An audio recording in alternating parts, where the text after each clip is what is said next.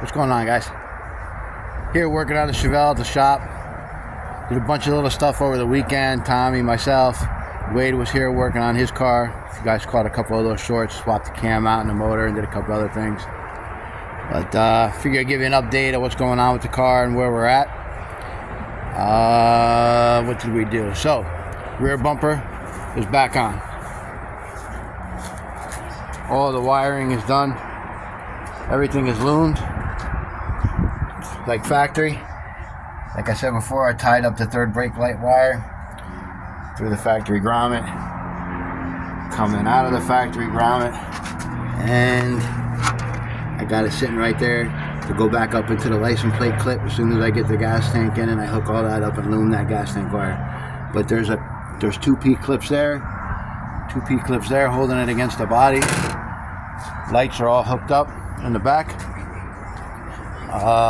Fenders are back on the car. Inner wheel wells are back on the car. So that's done. Just messing around with the LS harness, getting to where we want to lay it out. Now that we got the air conditioning back in the car and this fender and wheel wells back in the car, just trying to route it out the best way possible. You know, this is the main harness wire, so it's gonna be clamped up on the wall there. Probably one clamp there, and then we'll run it down along the wheel well.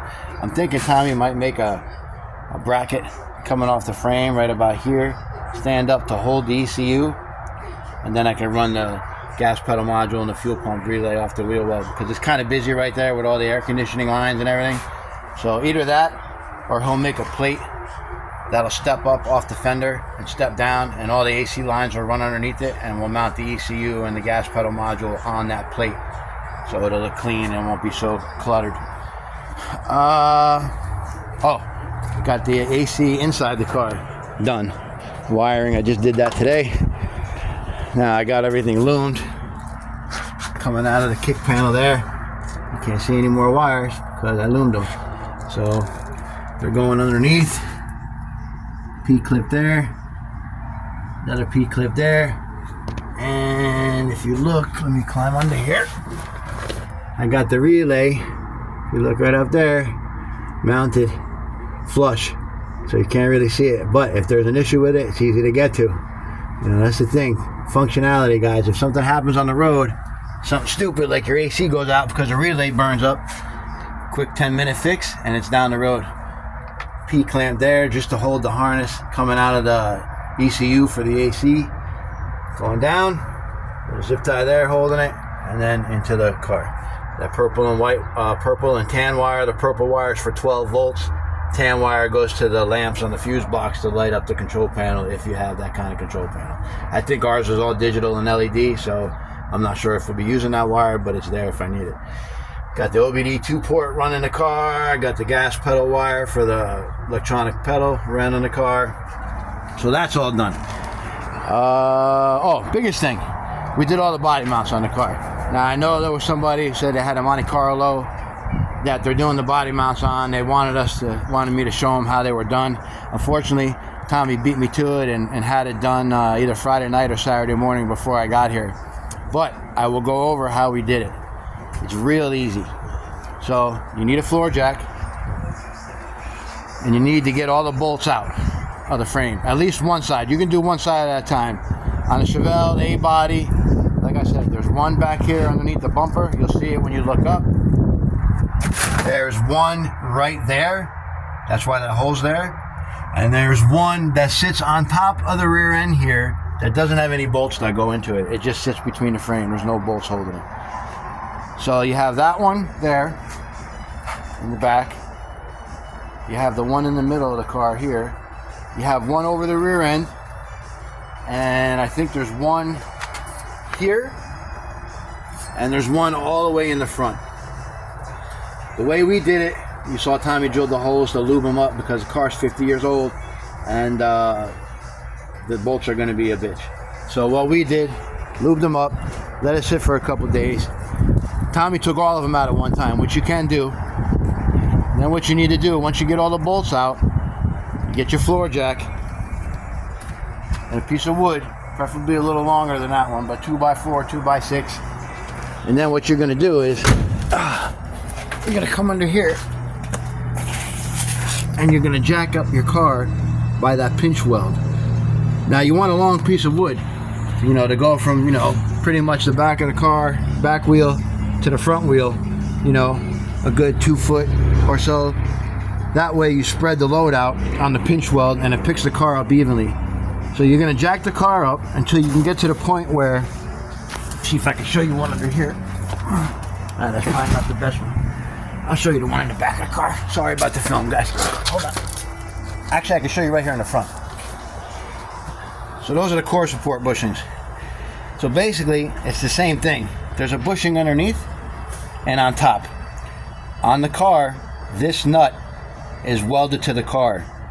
So if you don't lube it and you spin that bolt and you break the weld that's welding the nut to the car, it doesn't look like this. It's square like I showed you in the last video. You're gonna have a bad day because you won't be able to get it out. It'll be rough. You have to cut the bolt, and then you got to worry about replacing the nut that you broke off. It's a little bit of work. Actually, it's a lot of work. So if you can avoid it, don't do it. So basically what you need to do is, once you get all the body mounts out, you're gonna jack the car up to where you can get this bottom bushing out and the top bushing out. It comes right out, and give yourself enough room to slide the new bushings in. You can do one side at a time, or the back ones and then the front. I like to do one side at a time. That's the way I think Tommy did this car. But he had them all out, but he did one side at a time. And that allows you, it'll give you enough room to pull out the old bushing. I got one right here on the ground. I'm gonna show you real quick. Okay. So this is an old body mount bushing. And what happens is this part right here, it probably went like that, sits in the top of the frame in the hole. Then there'll be a bolt that comes through here, usually a washer, and then the bushing will sit on top of, you know, the body will sit on top of the bushing and the washer, and then this goes in the frame, and then there'll be something like this underneath the frame that goes in with a washer underneath it and the bolt. So this is all you need. Enough, you only need enough room to slide this out and slide the new ones in. It's not that bad. Just take your time and make sure you set up the car so nothing falls on you. You know, you don't want the car crushing your hand or anything. So make sure you got a jack, and then once you jack it up high enough, try to get a jack stand underneath the car, underneath the pinch weld. You don't have to take the jack out, but just to be sure, in case the hydraulics fail on the jack and your hands between the frame and the body, you're gonna have a bad day. So that's about it, guys, on this video. A little bit hectic yesterday. A lot of work on this car, a lot of work on the other Chevelle. The shop dogs got out. My old lady just found them, so I got to go pick them up here in a little bit when the lady that found them got home. So it was a little bit crazy yesterday, but we got a bunch of stuff done, and we're going to keep it moving. The next thing on this car is going to be me finishing all the wiring and getting it ready to fire. Fuel tank's got to go in. We still need the rear brake kit. We're waiting from the fuel lines from Jegs for like 3 weeks now. They said they put it in the mail, but it hasn't come. Nobody answers the customer service, so we're getting frustrated with that. Yeah, gas tank, fuel lines, radiator. Gonna get Delta Pack fans for the car. We got to put the condenser in for the air conditioning and all that stuff. So there's still a lot of work going on with the car, but it's coming along. It's come a real long way since it's been here. I mean, once I get all the wiring done, then it's just a matter of, you know, buttoning up a fuel tank. We need the front runner kit for the motor. I think we're getting that from Holly. You know, aluminum radiator fans, you know, hoses, plugs, wires. Put the fuel tank in, rear brake kit. And then I think we're pretty much done. Need all 20 lug nuts. They're all garbage.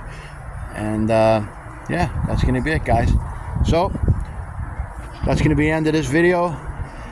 Another video next Monday on the progress of this car. Oh, I'll show you a little progress with Wade's car real quick. Might as well, right? We're here. So he was able to get the title straightened out.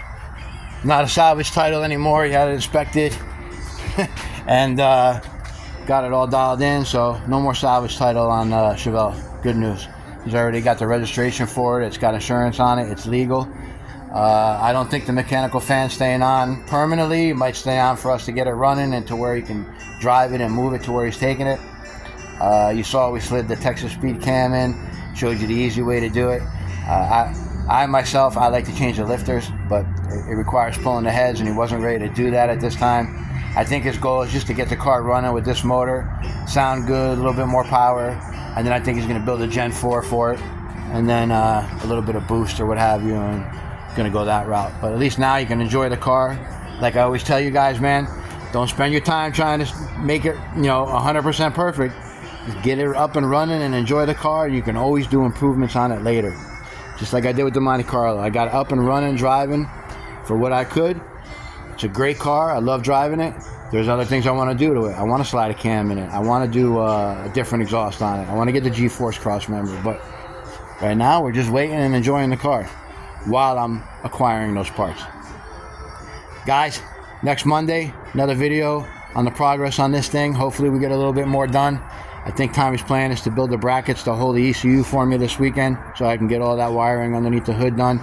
I got to extend the knock sensor harnesses. Gen 4 motors got the knock sensors on the side. Some harnesses work good. This SpearTech harness, for some reason, the wires are short and they're real tight. And I remember when I took it apart, all the insulation, the plastic insulation that they had on the harness was all melted on both knock sensor wires. The wire wasn't damaged, but the sheathing was, so it was getting hot. So I'm going to reroute them to the front of the motor and have them go underneath to get them away from the headers. And yeah, should be good. That's about it with this harness. Oh, I loomed all the wires for the vintage air on the outside of the car too, all the way up to the firewall. So everything's done. All the wires are loomed. It's looking really good, guys, this car. I can't wait. It's not going to be too much longer before it's up and running. Take it easy, guys. Have a great day. Just one more look at that bad bitch. And we'll talk to you later.